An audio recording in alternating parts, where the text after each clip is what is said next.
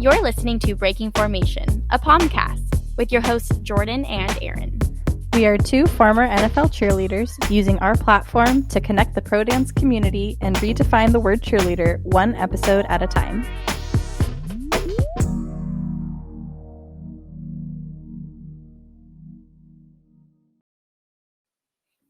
You're listening to Breaking Formation, a podcast. I'm Jordan. And I'm Erin. And we are two former NFL cheerleaders who decided to start this podcast after retiring our boots and palms earlier this year at Super Bowl 54. Jordan and I met auditioning for the San Francisco 49ers Gold Rush in 2015. Feels like so long ago. Jeez, that sounds like an ancient Forever ago. time. 2015. Jesus. Well, and at that audition, funny story, Jordan has told me before that she doesn't exactly remember meeting me at prelims, but it's fine. To be fair, let me just say, I have a really bad memory, okay? And obviously I remember you now. No, yeah. And honestly, I don't know, I was shy. I didn't really talk to a lot of people, just in general at that audition. And I feel like Jordan is a social butterfly in those situations. And she was probably just saying hi and being bubbly to every person that she encountered. So it makes sense as to why, she was one of 3 people I spoke to. And I was probably one of 15 or plus. No, maybe 50. Yeah. What do you think? How many people did you talk to at that audition, Jordan? Honestly, too many. Probably, I don't even know. A lot. Like I said, 2015, that was a long time ago. I barely remember. Yeah, exactly. They were very different humans who auditioned that first year, for sure. But anyway, we obviously became teammates for Jordan's second year. That was my first year on the Gold Rush. And it actually wasn't until my second year, which would have been 2017, when we both moved to the South Bay, in the San Francisco Bay Area. So we both moved to San Jose, and we became closer friends. And some of you may not know this, but even though we are the San Francisco 49ers, we should be technically the Santa Clara 49ers, because that is where Levi Stadium is currently residing, as if they can pick up and move Levi Stadium. But no. Currently, Levi's is in Santa Clara, which is pretty close to San Jose, in the Bay Area. And from there, we just kind of took off and became closer friends. We both needed people to hang out with in the area, and it was kind of just a natural, why weren't we friends before this type of thing. Right. I know. I feel like we just clicked from the moment. From that one time we went wine tasting. Yes. It was a teammate's birthday bonding birthday event at a winery in Livermore, which, if you guys have never been to Livermore for wine tasting, I recommend it, because it might not be as flashy as Sonoma, but it does the job, and it's really cute. Underrated spots. Definitely. Come to Breaking Formation for that too. So we actually decided to create this podcast for many reasons. Other than the fact that we always joke around that we feel like we should start a reality TV show.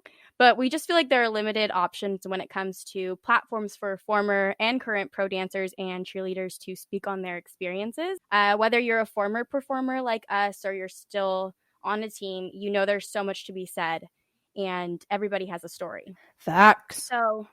and so we just want to be able to bring in people within the industry so that they can share their story and have a place to have a platform to speak on. And then we also wanted to create this so that people who are aspiring to make a team one day can look to us for insight and just kind of tips as to how they can make a team or make their dream team. And we realize it's an intimidating and somewhat alluring industry to be a part of, so we're here to help you gain a better understanding. And lastly, and most importantly, we made Breaking Formation to quite literally break all stereotypes associated with the word cheerleader. And in doing so, we hope to connect with others in the industry and together mend that disconnect of the world's vision of a cheerleader. I love how you put that, Jordan. It's so true. And, to anyone who is willing to listen, I love to tell them that a cheerleader is many things. And the biggest thing is that they're not just cheerleaders. Like, we're not just cheerleaders. I've never met a person who has been involved in NBA dance or NFL or NHL or whatever platform you have been given to dance professionally who was just that, right? Exactly. Like, I mean, the nature of the job, like it is a part-time job typically. Some teams work a little bit differently, but most of the time it's a part-time job. And the type of people that make it to this level of dance, and you're not a person that's unmotivated. You're not a person that's just sitting around. Like, and that does carry over to so many other areas of your life, like other than professional dance and cheerleading and performing. And it's like a job, but it's also their passion. And they've found room in their schedule to make it lucrative and make it a job and, you know, support their favorite sports team along the way. And it's just like this really cool, awesome thing to see so many diverse people of all backgrounds come together and just be united on not only loving to perform and loving to dance, but united on the platform of whatever team you're cheering for. So I know with the 49ers, like I was so attracted to the faithful and this like deep rooted fan base that was like a family. And I just loved every single bit of it, especially like me being from LA during a time they didn't have a football team. I kind of just created my loyalty and I found a You home found a in this Bay sisterhood. Area. Yes, and a sisterhood in this 49er Yeah. faithful, amazing Amen. place. Yes. But to comment on breaking formation, you know, Jordan brought up how we're quite literally just trying to break down the stereotypes that are associated with cheerleaders. The other part of I wanted to talk about is in regards to the word formation. You know, it's formations in dance and cheer provide a blueprint for structure. And actually, football too. They call them formations as well. So, you know, formations provide a blueprint for structure and clean placement and uniformity, and they help a team look like a team. But they also dictate where each individual is placed and control how each individual is seen. And I do think that this parallels the idea that society has of what a cheerleader is. People think they know exactly what to expect. And I can't tell you how many times I have walked into a room of, you know, people I'm meeting the first time or a job that, you know, somehow my resume got out and everybody knew I was a cheerleader. And I had so many assumptions placed on me that I obviously didn't know about until I got to know my coworkers a little bit better. And everyone was like, wow, like you're nothing like how I expected. And it always just was interesting to me because I'm like, well, what did you expect? Yeah. Like, Right. Like what does that mean? And why is like me being a cool person surprising to you? Sorry.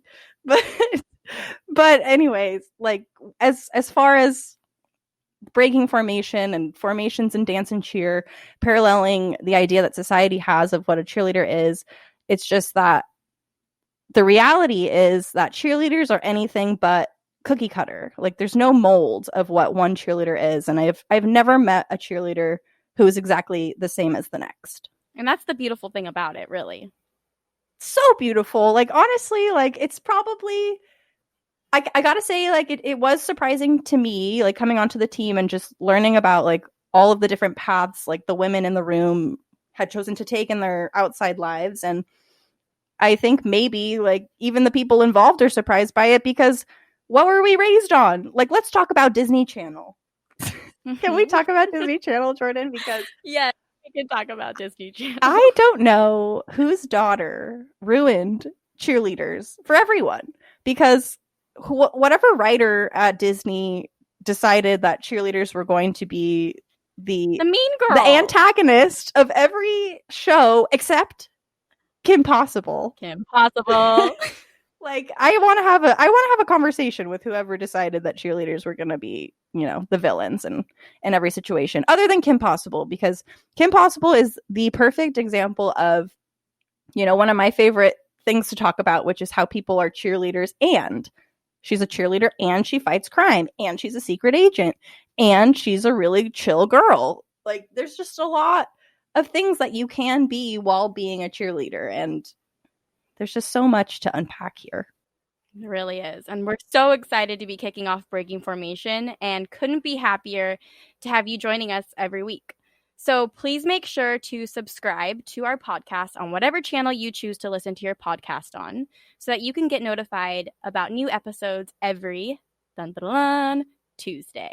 So make sure y'all are following us on Instagram at Breaking Formation Podcast. And if you're a former or current dancer or cheerleader who wants to be more than just a fly on the wall and feel like you have a story to tell, then please feel free to DM us or email us at breakingformation@gmail.com.